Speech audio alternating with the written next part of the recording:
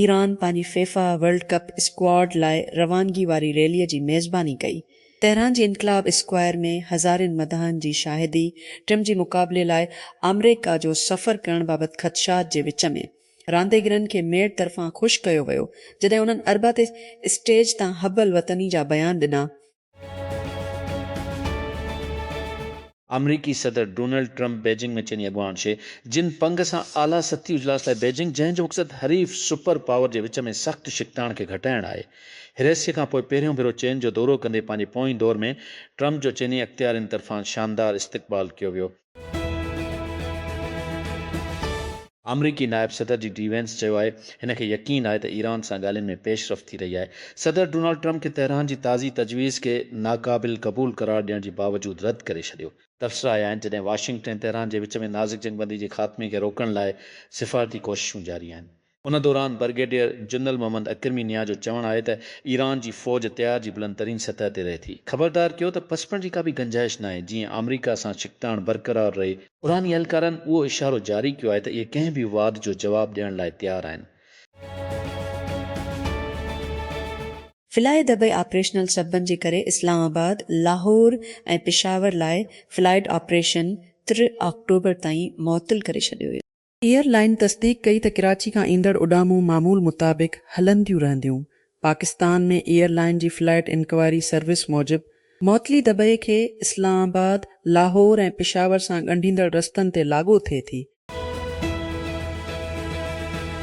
Islamabad weep desk private तालीमी इदारा regulatory authority Islamabad में गैर registered private school of correct down शुरू करे छॾियो आहे। ख़बरदार कयो वियो आहे गैर क़ानूनी तौर ते हलंदड़ इदारनि खे सेल करे सख़्त क़ानूनी कार्रवाई खे मुंहुं ॾियणो पइजी सघे थो। अख़्तियारनि चयो त शागिर्दनि जी मुस्तक़बिल ऐं सिहत ते को बि समझौतो न कयो वेंदो। ज़ाब्तनि जी भञकिड़ी कंदड़ स्कूलनि ख़िलाफ़ फौरी कार्रवाई कई वेंदी। अज्जा केनन जे कंबो वंगिज़ श्रिश वंगिज़ अॻूणी हिंदुस्तानी आर्मी चीफ जा अॻूणी हिंदुस्तानी मनोज नारवाणी राष्ट्रीय स्वयंसेवक संघ RSS जी सेक्रेटरी जनरल जे बयान जी हिमायत कई आहे जंहिं में इस्लामाबाद ऐं नए धले विच में ॻाल्हियुनि लाइ दरियूं खुलियल रखण जो मुतालबो कयो वियो आहे। प्रेस ऑफ बस सवाल पुछड़ थी जाया। प्रेस टफ्टा सां हिकु इंटरव्यू में इतूज़दारे ते नशर कई वई। RSS जी सेक्रेटरी जनरल दत्तात्रेय होसाबिल चयो त पाकिस्तान ऐं हिंदुस्तान जे विच में हमेशह ॻाल्हियुनि लाइ वंडरो हुजणु घुर्जे। माण्हुनि जे विच में राब्तनि खे लाॻापनि में तातल खे टोड़ण लाइ अहम करार ॾिनो। हिंदुस्तान दुनिया जी सभ खां वॾी खंड पैदा कंदड़ मां हिकु आहे। सेप्टेम्बर जी आख़िर ताईं अहम शंज बरामदात ते पाबंदी लॻाए छॾी आहे। काफ़ी घुर्लो सप्लाई खे यकीनी बणाइण ऐं क़ीमतनि खे वधण खां रोकण लाइ हुकूमत फौरी असर सां बरामदात खे मना कई। अरबा ते देर सां जारी कयल हिकु हुकुम जी मुताबिक़ महदूद सुस्तिस्ना खां सवा जिन में अॻ में ई पाइपलाइन में सामान शामिल आहिनि। उन महीने जी शुरूआत में जस्टिस यहा अफरीदी आख़िरी शख़्स जेको चीफ जस्टिस पाकिस्तान जो लक़ब अख़्तियार कंदो हिकु फ़ैसिलो जारी कयो जंहिं में ऐलान कयो वियो त सुप्रीम कोर्ट ऐं वफ़ाक़ी आइनी अदालत FCC अदालती अदालतूं आहिनि। उहो नई वफ़ाक़ी आइनी अदालत जी ताज़ी हुकुमराननि जी तसलसल जो जवाबु ॾेई थो। एतमाद सां उहो हाणे अदालती प्रॉम जी चोटीअ ते वेठो आहे। तकरार जी पैरवी करण लाइ हिक खे शुरू करणु घुर्जे जेको इन आइनी तरमीम गुज़िरियल साल जे आख़िर में तब्दील कयो। मेडूना शकीरा ऐं K-pop मेगा स्टार्स BTS अज़ी जुलाई ते नियो। जर्सी जी मेटलाइफ स्टेडियम में वर्ल्ड कप फाइनल में सुपर बाउल तर्ज़ जी हाफ टाइम शो जी सरबराही कंदा। फीफा तस्दीक कई आहे कोल्डप्ले जो वर्ल्ड कप जी फाइनल लाइ पहिरियों आहे पर ख़मीस ते जारी कयल प्रोग्राम जी तफ़सीलनि बाबति ख़ुदशा पैदा कया आहिनि त अधु वक़्तु केतिरो डिघो थींदो। जॾहिं त AI हाणे सिहत जी सार संभाल खां वठी कस्टमर सपोर्ट ताईं हर शइ ते लागू कयो पियो वञे, को बि वाहिद इस्तेमाल केस अञा ताईं तक़रीबन एतिरो मशहूरु या मुनाफ़े वारो न रहियो आहे जेतिरो कोड लिखणु। जेक न्यूटन किलियो जो गॾियल बानी ऐं CEO हिकु कैनेडा जी कानून फर्म मैनेजमेंट सॉफ्टवेयर कंपनी क़ाइल आहे त क़ानूनी टेक्नोलॉजी LMs दौर जी ईंदड़ वॾे फ़ाते थियण लाइ तयारु आहे। इहा हिकु ज़ाती दिलचस्पी वारी दावा आहे। 19 सालनि जी किलियो हिकु क़ानूनी टेक कंपनी आहे पर अंगनि खे रद्द करणु मुश्किल। कैम्पबल बुरावन पंहिंजो कैरियर सही मालूमात जी ताक़ुब में गुज़ारियो। पहिरीं हिकु मशहूरु टेवी सहाफ़ी जी हैसियत सां, पोइ फेसबुक जी पहिरीं ऐं सिर्फ़ु वक़्फ़ न्यूज़ चीफ जी हैसियत सां। हाणे AI खे ॿीहर शिकल ॾियणु ॾिसी रहियो आहे त माण्हू कीअं मालूमात खे इस्तेमालु कनि था। हू तारीख़ पाण खे ॿीहर वरजाइण जो ख़तरो ॾिसी थी। हिन भेरे हू उन खे दुरुस्त करण लाइ कंहिं ॿिए जी इंतज़ार में नाहे। हिन जी कंपनी फोरम AI, जंहिं ते हिन ताज़ी ॻाल्हि ॿोल कई, टेकक्रंच जी टिम फर्नोल सांस फ्रांसिस्को में हिकु स्ट्रिक्टली VC शाम अंदाज़ो करे थो त कीअं बुनियादनि जा मॉडल उन ते कमु कनि था जिन खे उहे सॾनि था। हाई स्टेक उनवाननि जूं पॉलिटिक्स, ज़हनी सिहत, फाइनेंस, नौकरियूं, उहे मज़मून जिते कुझु बि वाज़े जवाब न आहे ऐं किथे बि जवाब न आहे, ऐं पेचीदा। अरबा ते क़ौमी असेंबली में सोलर नेट मीटरिंग जी ज़ाब्तनि में ताज़ीन तब्दीलियुनि ते ज़ोरदार बहस थियो। इत्तेहादी पार्टी पाकिस्तान पीपल्स पार्टी नज़रसानी थियल पॉलिसीअ ते तनक़ीद कई, जॾहिं त हुकूमत पावर सेक्टर लाइ ज़रूरी करार ॾियण वारी क़दम जो दिफ़ा कयो। ध्यानु छिकायो, नोटिस जी जवाब में पावन वारी वफ़ाक़ी वज़ीर सरदार ओवैस लिगारी वाज़ी त मौजूदा सोलर सार्फिन ते नज़रसानी थियल फ्रेम वर्क सां मुतासिर न थींदा। अरबा ॾींहुं वज़ीर आज़म शहबाज़ शरीफ़ कमर्शियल बैंकनि खे हिदायत कई त हू औरतुनि जी सनअतकारुनि ऐं नंढी ऐं विचूली सनअतनि खे फाइनेंसिंग ताईं आसान रसाई फ़राहम कनि, जॾहिं त बरामदात खे विधाइण ऐं बेन अल अक़वामी मार्केटनि ताईं रसाईअ में पिणु सहकार कनि। ASM पुछड़ थी जाया, ASMAs जी तरक़ीअ लाइ हुकूमती क़दमनि जो जाइज़ो वठण लाइ इजलास जी सदारत कंदे वज़ीर आज़म चयो त उहो शोबो मईशत खे मज़बूत करण ऐं पाकिस्तान जी बरामदी सलाहियत वधाइण जी असिन सलाहियत रखे थो। अमरीकी सदर डोनाल्ड ट्रंप ख़मीस ते चीन जे शी जिनपिंग खे ॿुधायो त उन्हनि जी मुल्कनि जो हिकु शानदार मुस्तक़बिल गॾु हूंदो, जीअं उन्हनि बीजिंग में ईरान, वापार ऐं ताइवान समेत सख़्त मसइलनि ते सपर पावर इजलास शुरू कयो। हिन जी मेज़बान जो दोस्त हुजणु हिकु एज़ाज़ आहे। जीअं चीनी अॻुवाण घटि असराइतो टोन में चयो त ॿिन्ही पासनि खे पार्टनर हुजणु घुर्जे ऐं न हरीफ़। चारसदा खैबर पुख्तूनख्वा जी इलाइक़े चारसदा में गुज़िरियल महीने चेक पोस्ट ते हमले में सख़्त ज़ख़्मी थियल कांस्टेबल ज़ख़्मनि जा सूर न सहंदे फ़ौत थी वियो। चारसदा पुलिस जे तर्जमान सफ़ियुल्लाह मूजिब कांस्टेबल सजाद ख़ान स्विनी अप्रैल ते अज़ीज़ आबाद था चेक पोस्ट खे धमाकेदार मादूअ सां निशानो बणाइण जी नतीजे में ज़ख़्मी थियो हो। वन डेज़ल ऐं मशल रोड्रिगीज़ असुल फिल्म जे 10 सालगिरह जे मौक़े ते ख़ासि स्क्रीनिंग खां अॻु अरबा ते the fast and the furious stars जी कास्ट टी यमा जी अॻुवाणी कई। डेज़ल ऐं रोड्रिगीज़ साताक पाल वाखर जे धीअ सां गॾु पूज कयो, जेको ड्रोहर में कार हादसे में फ़ौत थी वियो। फ्रांसीसी फिल्म फेस्टिवल में हुकूमत वफ़ाक़ी बजट खे हतमी शिकिल ॾियण जी ज़िम्मेवारी डिप्टी वज़ीर आज़म इसहाक़ डार ते मुंतक़िल करे छॾी आहे, जॾहिं त शुरूआती बजट जो कमु इत्मीनान बख़्श न हुअण सबबि आलमी मालियाती फंड बि पाकिस्तान जी ईंदड़ माली साल लाइ तजवीज़ कयल टैक्स क़दमनि जो जाइज़ो वठणु शुरू करे छॾियो आहे। हिकु बाज़ाब्ता नोटिफिकेशन मूजिबि वज़ीर आज़म शरीफ़ फिनांस डिवीज़न जी टैक्स पॉलिसी ऑफिस पारां तयारु कयल टैक्स पॉलिसी तजवीज़नि जो जाइज़ो वठणु, तजियो ऐं हतमी शकिल ॾियण लाइ डार जी सरबराही में कमेटी जोड़ी छॾी आहे।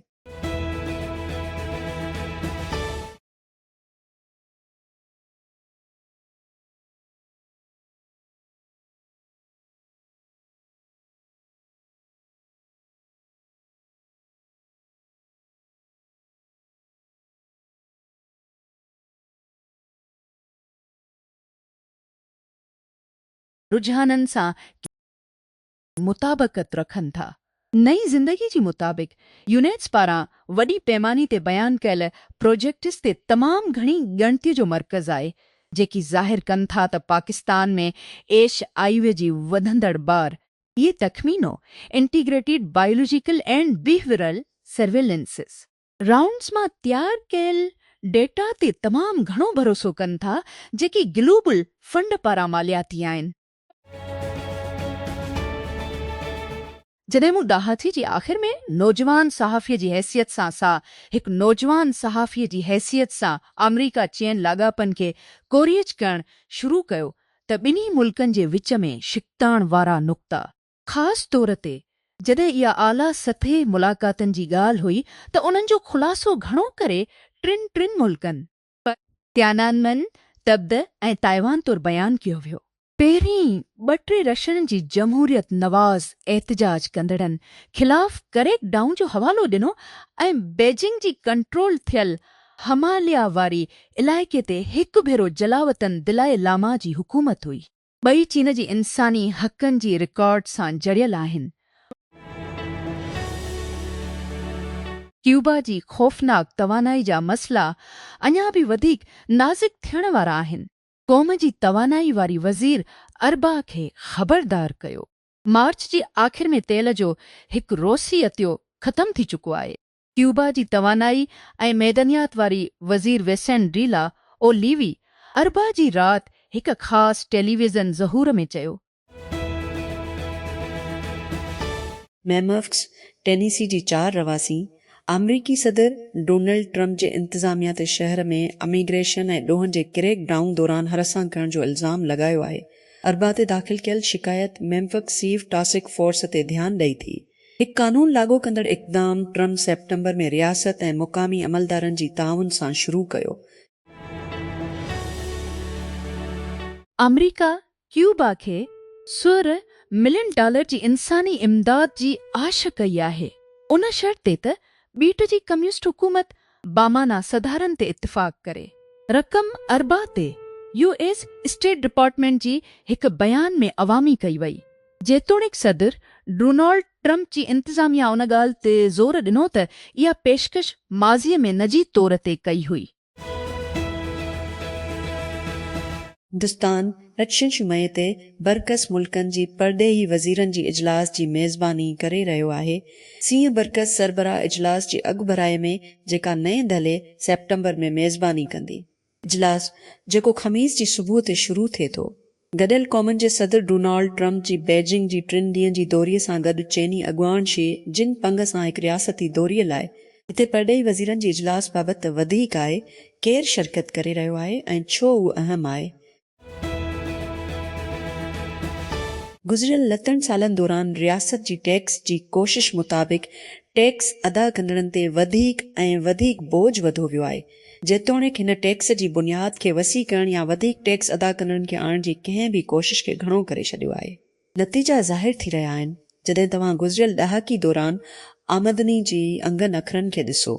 सेंसी खां टुनलीसी ताईं मिसाल तौरु सिधो टैक्स रियासत जे वधंदड़ आमदनी जी कोशिश में सभु खां वॾो मददगार बणिजी वियो। हिन ॾहाकी में गॾु कयल मजमूई आमदनीअ जो 1/3 हिसो सिधो सऊं टैक्सुनि मां आयो। अॻियूं सभ खां वॾो हिसो ॾींदड़ स्टेट बैंक मुनाफ़ियो हो, हिकु गैर टैक्स रेवेन्यू ॾींदड़ 61% ते, अॻिते हली सेल्स टैक्स प्रिंसीपी ते ऐं पोइ पेट्रोलियम डेवलपमेंट लीवी पीडीएल सां। मई तुस्लीअ खां मई तुस्लियनि जो अरसो पाकिस्तान लाइ गैर मामूली तौर ते नतीजो ॾींदड़ रहियो आहे। मई तुस्लीअ में मुल्क हिकु वॾे ताक़त सां फ़ज़ाई जंग में आला सलाहियत ऐं पीशा वरां सलाहियत जो मुज़ाहिरो कंदे मबसरनि खे हैरान करे छॾियो। अञा ताज़ो हिकु क़ौम अक्सर करे आली मामलनि में परदे जे तौर ते पेश कयो वियो आहे। हिकु मुर्कज़ी सफ़ारती किरदार खे हिकु जंग बंदे जी सहूलियत कंदी ऐं हिकु सुपर पावर ऐं हिकु पाड़ेसी मुल्क जे विच में सिधी तरह ॻाल्हियुनि खे चालो करे थो, जेको तक़रीबन 5 ॾहाकनि ताईं मुंहुं न कयो वियो आहे। पाकिस्तान जे पंहिंजे लाॻापनि में तवाज़ुन रखण जी सलाहियत, अमरीका सां एतमाद पैदा करण दौरान चीन सां घरा लाॻापा बरक़रार रखणु, सऊदी अरब सां दिफ़ाई मुआहिदो करणु ऐं ईरान सां तसीब बरक़रार रखणु आलमी तौर ते तस्लीम कयो वियो आहे। हुकूमतनि, मीडिया ऐं पॉलिसी तजिया निगारनि उन खे तेज़ीअ सां उभरंदड़ घण कतबी दुनिया में हिकु उभरंदड़ विचोली ताक़त तौरु बयानु करणु शुरू कयो आहे। हिकु मुल्क जी ताक़त, 3 थंबती पहुच ऐं इक़्तिसादी ऐं टेक्नोलॉजी सलाहियत। पाकिस्तान पहिरीं ॿिनि में क़ाबिलियत ॾेखारी आहे। टियूं सतूं अहम गुम थियल कड़ी आहे जिते पाकिस्तान खे पंहिंजी कोशिशनि ते ध्यानु ॾियणु घुरिजे। उन जी कामयाबी जो लम्हो गुज़िरियल 3 ॾहाकनि जी पॉलिसी जी स्टॉप वञण वारी तर्ज़ जी तब्दीलीअ लाइ हिकु उत्साह ॾींदड़ हुजणु घुरिजे ऐं फ़ैसिले वारी तब्दीलीअ लाइ सियासी पार्टियुनि, खांगी, शाबी ऐं सोल सोसाइटी जी हिमायत जी ज़रूरत आहे। कराची अम्बरिन फातिमा अरबा ते कराचीअ में पंहिंजी ॿारनि सां गॾु पंहिंजी मुड़ुस जी आज़ादी लाइ एहतिजाज कयो। टिल ॾींहं अॻु सोमाली कज़ाकनि पारां कब्ज़ो कयल आयल टेंकर ते सवार रुयन पाकिस्तानी अमलो मां हिकु ऐं जेको हाणे ज़िंदा रहण लाइ गंदो पाणी पई रहियो आहे। एमटी हुनर तिज़ीन हिकु पिलाउ झंडी वारो प्रोडक्ट टेंकर 30 अप्रैल ते सोमालिया जी पेंटलैंड इलाइक़े खां तक़रीबन 30 नाटिकल मैलनि जी मफ़ासिले ते पकड़ियो वियो, जिन्हनि में अमलीअ जा मेंबर सवार हुआ, जिन मां हे पाकिस्तानी हुआ। मालवीयर research group weeks on the ground, जंहिंजो चवणु आहे त हिन वटि मालवीयर सोर्स कोड जो सभ खां वॾो मजमूओ आहे। एक्स ते हिकु पोस्ट में चयो त उन जी डेटा जो आर्काइव अटकल रिस्टोल जो बानी, हिकु ऑनलाइन सर्विस जेका हिकु ई वक़्तु केतिरनि ई एंटेस केतिरनि ई एंटीवायरस अंजड़नि ते मालवीयर लाइ फाइलनि यकीन करे थी। चयो त हिन जी सर्विस में इश्कल रुफ पीटाबाइट्स मालवीयर जा नमूना आहिनि, जिन खे इस्तेमालु कंदड़नि अॼु ताईं हिसो वरितो आहे। पुछड़ थी चाहियां, अमरीकी रियासत लुजियाना में ख़मीस ते केतिरा ई प्राइमरी चूंडूं थींदियूं, जिन में अमरीका जी सीनेट, रियासत जी सुप्रीम कोर्ट ऐं मक़ामी ऑफिसनि जी स्लेट शामिल आहिनि। ख़ासि तौर ते गैर हाज़िरी प्राइमरी हूंदी, जंहिं में डेमोक्रेटिक ऐं रेपब्लिकन पार्टियुनि जा मेंबर नवंबर में आम चूंडनि खां अॻु रियासत जी शहनियो एस हाउस ज़िलनि लाइ पंहिंजा उमेदवार चूंडींदा। फिलिप ड्रेउस बहमास जे वज़ीर आज़म जी हैसियत सां पंहिंजी सीट ते रखंदो, जॾहिं प्रोग्रेसिव लिबरल पार्टी शुरूआती चूंडनि में कामयाबी हासिल कई। नतीजनि जो ऐलान अंगारीअ ते देर सां कयो वियो ऐं ड्रेउस उन नतीजनि खे जशन कयो जेको सरमाईदारी नासाओ में हिमायत कंदड़नि खे तक़रीर सां गॾु कयो।